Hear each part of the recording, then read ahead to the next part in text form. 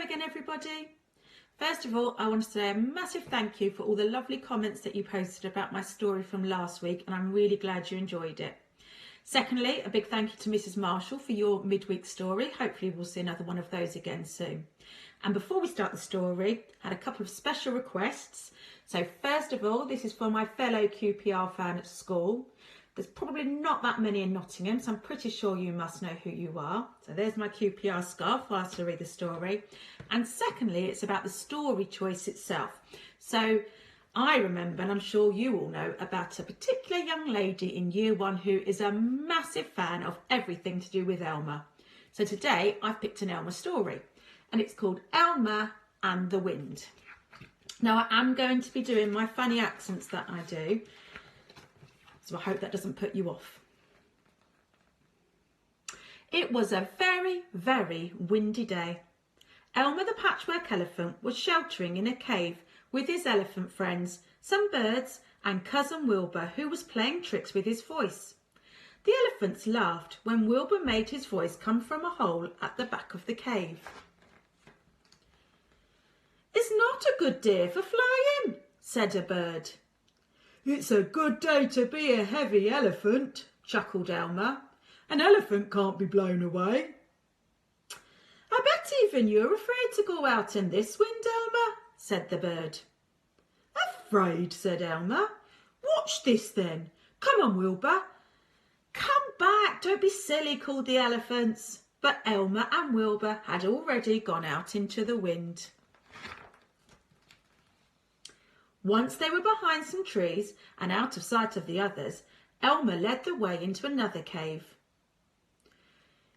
"You're up to something, Elmer," said Wilbur. "Yes," laughed Elmer. "Make your voice come from out there as if we're still walking away. Make it sound like me sometimes."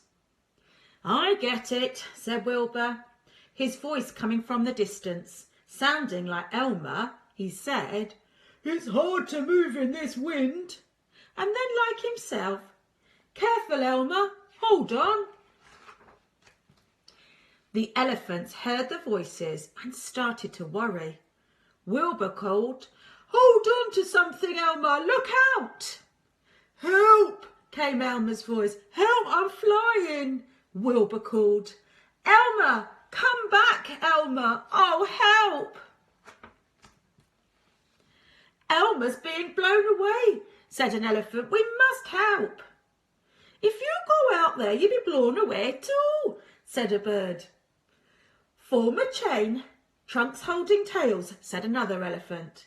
They crept out of the cave, each elephant holding the tail of the elephant in front. "Look at them," said Elmer. "They do look a bit funny." "Come back or you'll be blown away," said Wilbur. The elephants all started to speak at once, but because they were holding in with their trunks, their voices sounded very funny. "We've been fooled." "The rotters! It's Elmer and Wilbur trick." And then they backed into the cave looking funnier than ever. When they were safely back in the cave, Elmer and Wilbur returned as well. The elephants enjoyed the joke, but a bird said, "That was very silly, Elmer." "But really, bird," said Elmer, "an elephant can't be blown away. I'll walk into those trees and back to prove it." "It's another trick," said an elephant as Elmer walked away. They watched as Elmer disappeared behind some trees. And then they heard Elmer's voice calling, "Help! I can't keep on the ground." The elephants laughed. "Very funny, Wilbur." But the voice came again. "Help! I'm flying." The elephants laughed louder than ever. "It's not me this time," said Wilbur. "Look," said a bird. "It isn't Wilbur." The elephants stared. There was Elmer above the trees. "What's he doing up there?" gasped an elephant. "It's called flying," said the bird. "Oh, poor Elmer," said an elephant. "It's my ears," thought Elmer. "They're acting like wings."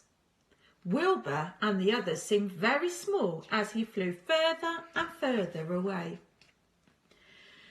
This is really quite fun, thought Elmer after a while. He could see the other animals sheltering from the wind. They stared to see an elephant fly by. It's Elmer, said a lion. I expect he's up to another one of his tricks. At last the wind dropped and Elmer landed.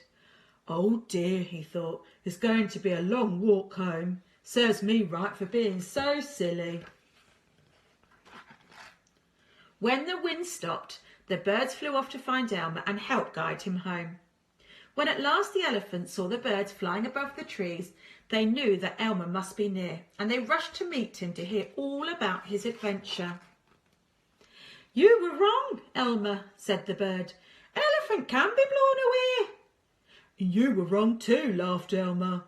It was a lovely day for flying. So that's the end of this week's story. There will be another one next week, even though it's Easter holiday, so watch out for it next Friday. I hope you have a lovely weekend and a lovely Easter, and thank you for listening. Bye everybody.